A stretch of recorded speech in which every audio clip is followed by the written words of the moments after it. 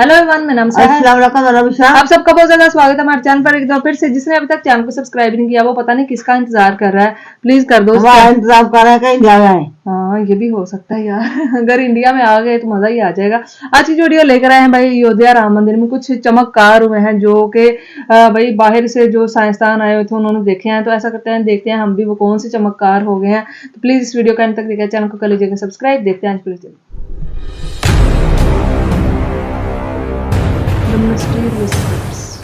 क्या हुआ जब अयोध्या राम मंदिर में नासा के वैज्ञानिकों को मिला कुछ ऐसा जिसे देखकर सभी के रोंगटे खड़े हो गए।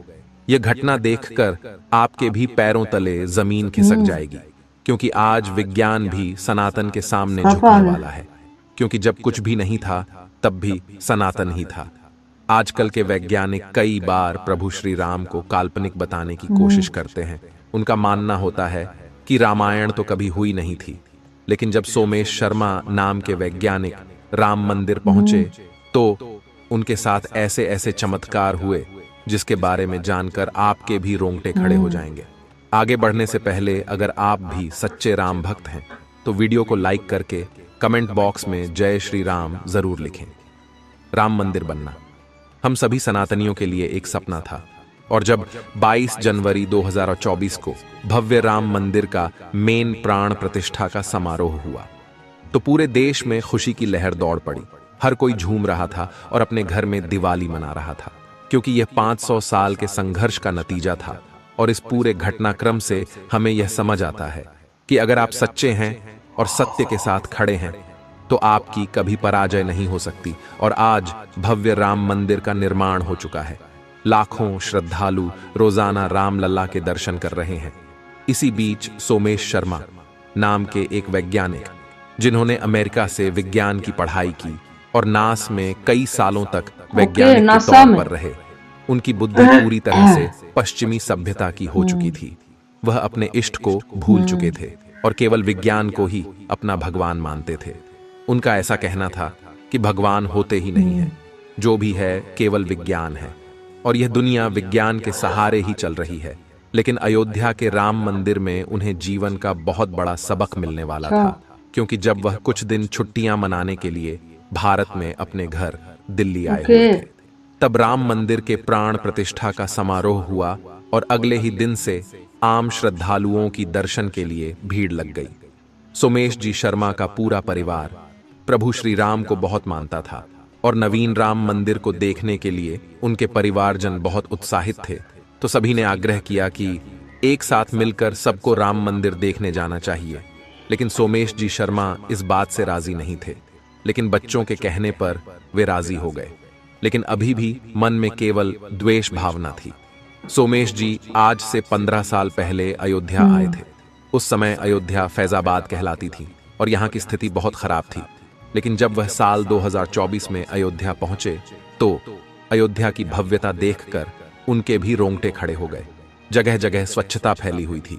जगह जगह पर भगवान श्री राम और रामायण से संबंधित कलाकृतियां बनी हुई थीं। चाहे स्टेशन हो या एयरपोर्ट, सब कुछ भगवा रंग में रंगा हुआ था। ऐसा लग रहा था प्रभु श्री राम का यह मंदिर अपने साथ अयोध्या का विकास भी लेकर आया है। लेकिन सोमेश जी तो अपने विज्ञान को लेकर बैठे हुए थे। वह राम लल्ला की उस मूर्ति को केवल एक पत्थर की मूर्त मानते थे। लेकिन कहते हैं न, जब कोई भक्त अपने भगवान को नहीं मानता तो उसे सही रास्ते पर लाने का काम भी भगवान ही करते हैं। जब सोमेश जी शर्मा ने देखा कि राम मंदिर के अंदर जाने के लिए हजारों श्रद्धालुओं की भीड़ है तो उन्होंने अपने परिवार को आगे कर दिया और खुद पीछे लौट रहे थे। लेकिन उनका परिवार नहीं माना और उन्हें जबरदस्ती राम मंदिर की लाइन में लगाया। जैसे राम मंदिर में आगे बढ़ रहे थे, भक्तों की प्रभु श्री राम के प्रति आस्था देखकर वह काफी हैरान थे, क्योंकि लोगों के अंदर अपने आराध्य की वजह से हिम्मत थी, जीवन में कुछ कर दिखाने की प्रेरणा थी। लेकिन अभी भी वह विज्ञान पर ही टिके हुए थे, क्योंकि वह एक नासा के वैज्ञानिक थे। तभी 4 से 5 घंटे लाइन में लगकर वह राम लल्ला के दरबार में पहुंचे। वहां पर उन्होंने अचानक एक बड़ा चमत्कार दिखा। उन्हें दक्षिण द्वार की ओर से एक बंदर आता हुआ दिखाई दिया, जो गुण मंडप से होते हुए सीधा राम लल्ला के चरणों में जाकर बैठ गया। राम मंदिर ट्रस्ट का कहना था कि साक्षात हनुमान जी शायद अपने लगता है। प्रभु के दर्शन करने आए थे। सोमेश जी शर्मा ने जब यह देखा तो उन्होंने पाया कि प्रभु श्री राम के प्रति आस्था केवल मनुष्यों में नहीं बल्कि जानवरों में भी है। यहाँ पर उनके अंदर बदलाव की सबसे पहली झलक नजर आ रही थी।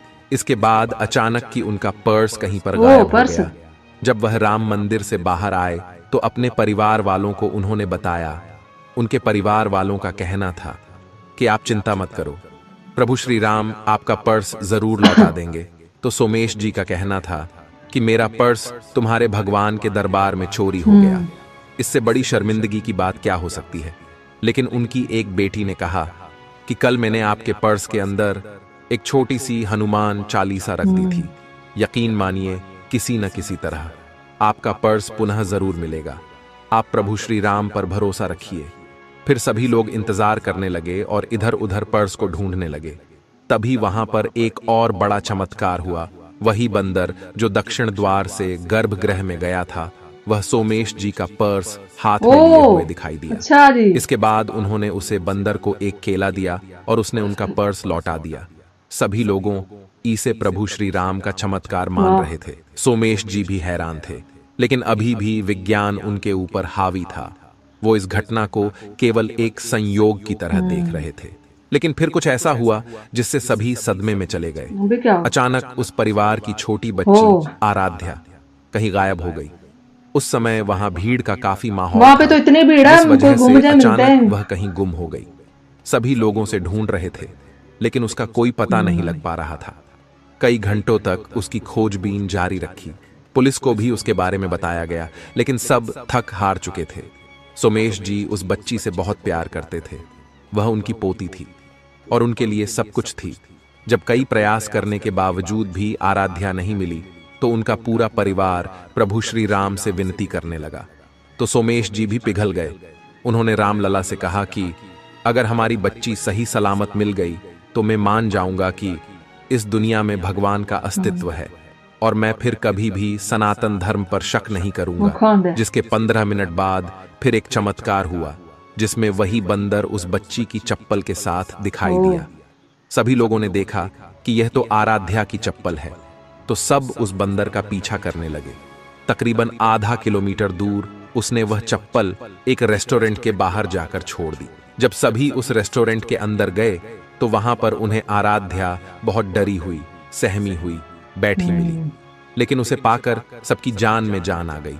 सोमेश जी को उस बंदर ने आज 3 चमत्कार दिखाए थे। इसके बाद वह भी समझ गए कि यहाँ कोई तो शक्ति है जो इतने बड़े संसार को चला रही है। वे प्रभु श्री राम के चरणों में झुक गए और सदैव सदैव के लिए उन्हीं के बनकर रह गए। अर्थात आज नासा का एक वैज्ञानिक भी प्रभु श्री राम के चमत्कार के सामने अपने घुटने टेक चुका था। अयोध्या के राम मंदिर आना उनके जीवन का सबसे महत्वपूर्ण पल था, क्योंकि यहीं आकर उन्हें अपने धर्म का ज्ञान हुआ और भगवान की प्राप्ति हुई। विज्ञान अपनी जगह सही है, लेकिन धर्म में आस्था रखना, भगवान के प्रति विश्वास रखना भक्त को सारे एक लोग की विश्वास मोबाइल देता है, फ्रेंड हैं? एक हिम्मत देता है, जिसके बल पर वह जीवन में जरूर कुछ बड़ा करता है। जब से प्रभु श्री राम का भव्य मंदिर बनकर तैयार हुआ है, तब से कई चमत्कार अयोध्या में देखने को मिल रहे हैं। स्थानीय लोगों का कहना है कि अब राम युग आ गया है, क्योंकि इस भव्य मंदिर के साथ अयोध्या का रूप रंग भी पूरी तरह से बदल चुका है। लेकिन जब हम सोचते हैं उन कार सेवकों के बारे में जिन्होंने हंसते हंसते अपने सीने पर गोली खा ली, तो हमारी आंखें नम हो जाती है, क्योंकि अगर आज वे इस दृश्य को अपनी आंखों से देखते तो बात कुछ और होती। लेकिन यह जो भव्य राम मंदिर का निर्माण हुआ है, यह उनके ही बलिदान सही का बात है, प्रतीक इतने लोगों ने आज बलिदान दिया। हम इसे बनता हुआ देख पाए, यह हमारा सौभाग्य है। लेकिन कितने बलिदानों के बाद इस राम मंदिर का निर्माण हुआ है, इस बात से हम आज भी अनजान हैं, क्योंकि पिछले 500 साल के भीतर कई लोगों ने इसकी रक्षा के लिए अपने प्राणों को त्याग दिया। कई साधु संतों ने प्राणों का बलिदान दिया, तब जाकर आज हमें यह दिन देखने को मिला है। साथ ही साथ अयोध्या में भव्य राम मंदिर बनने के बाद अब तैयारी है काशी और मथुरा की।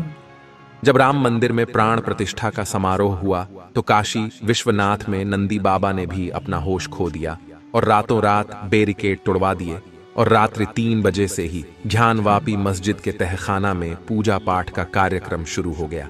यानी कि अब सनातन धर्म का बिगुल बज चुका है और जल्द मथुरा की बारी भी आने वाली है। भारत में कई मंदिरों को तोड़कर मस्जिदों का निर्माण हुआ और अब हम अपना अधिकार लेकर रहेंगे। अगर आपको भी आज की वीडियो पसंद जी तो गाइस ये थी आज की वीडियो। तो भाई बहुत बड़ा चमत्कार हो गया कि भाई एक साइंसदान जो कि नासा में काम करता था, तो उसको ना कोई भी मतलब यकीन होता है ना, कुछ लोग होते हैं जिनको ना वो बोलते हैं कि ये दुनिया ऐसी है, तो उनको किसी भी मतलब अल्लाह पे या फिर जो भगवान अगर आप बोल रहे तो यकीन नहीं रहता। वो बोलते हैं कि ये सब ऐसे ही मतलब ख्याली पुलाव है, ये ऐसे लोग कुछ लोगों का मानना होता है। तो लेकिन वो साइंसदान जब इंडिया आया और जब उसके फैमिली मेंबर उसको फोर्स करके राम मंदिर में ले गए, तो उसने ये बोला कि उसको कोई यकीन नहीं है, वो वहां से वापस लौट जाने लगा, लेकिन वो उसको जोर जबरदस्ती ले गए। तो इसी तरह से उनका एक पर्स गुम हो गया, लेकिन पर्स भी वो एक बंदर था उसके हाथ में मिला उनको, तो ये भी एक चमत्कार हो गया। उसके बाद वे बच्ची जो है अम्मी बच्ची इतने बड़े मतलब जहाँ पे रश होता है, जैसे मतलब मुस्लिम लोग जाते हैं ना खाना काबा में, हमें वहां पे कितना रश होता है, बहुत रश होता है। वहां पे कोई गुम जाए तो कोई मिल सकता है, मिल जाता है, कब मिल जाता है। मतलब बहुत ज्यादा मुश्किल होता है ना, बहुत ज्यादा मुश्किल होता है कि कोई गुम जाए या कोई गिर जाए तो उसको उठाना मुश्किल होता है, मुश्किल हो जाता है। तो इसी तरह से राम मंदिर में भी ना बहुत ज्यादा भीड़ होती है। अब हमने देखा इस वीडियो में कि इतने ज्यादा लोग थे, तो उन लोगों में से एक छोटी सी बच्ची को ढूंढना मुश्किल है, कितना मुश्किल है। तो वही ये भी एक चमत्कार हो गया। वो साइंसदान को फिर ना उसने बोला कि अगर कुछ है इस दुनिया में जो इस दुनिया को चला रहा है, तो वो अगर मुझे ढूंढ दे तो मैं मानना स्टार्ट कर दूंगा। तो भाई फिर इस तरह से बंदर ने के हाथ में चप्पल दिखी, उसके पीछे पीछे गए तो फिर उनको बच्ची दिख गई, तो फिर इस तरह से उनको यकीन आ गया। तो ये भी एक बहुत बड़ा एक चमत्कार हुआ कि बच्ची को खो के मिल जाना, बहुत बड़ा एक चमत्कार था। और उस साइंसदान के लिए एक जो होता है ना सीख का उनको मिली कि हाँ उनको यकीन रखना चाहिए। तो भाई बहुत मतलब एक बड़ा राम मंदिर बनकर अब तो लाखों क्या करोड़ों की तादाद में लोग आए दिन हम देखते हैं कि कभी कोई जा रहा है, कभी कोई जा रहा है। बहुत ज्यादा लोग बारी बारी से जाना चाहिए वैसे भी, क्योंकि वहां पे अब जाने वालों की तादाद बहुत ज्यादा है, तो हर कोई अपनी बारी से जा रहा है और जो भी जा रहा है वो अपने आप को खुशकिस्मत समझता है। तो यार बहुत अच्छा लगा ये जानकर। उम्मीद करते हैं आपको भी ये वीडियो पसंद आई होगी, अच्छी लगी लाइक कीजिए, चैनल को सब्सक्राइब कीजिए। फिर मिलते हैं कोई वीडियो में।